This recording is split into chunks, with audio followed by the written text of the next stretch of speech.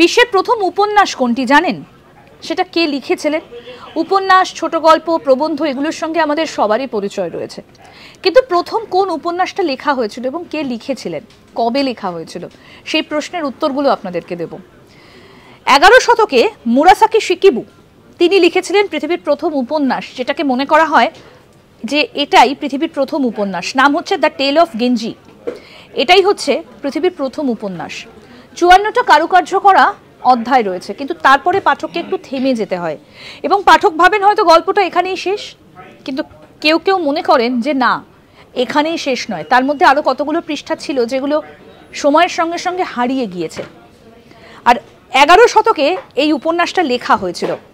টেল of গেঞ্জি 11 শতকের প্রথম দিকে সম্ভ্রান্ত মহিলা মুরাসাকি শিকিবু লিখেছিলেন এবং উচ্চ দরবারি যারা, তাদের জীবিকা চিহ্নিত করা হয়েছে এখানে।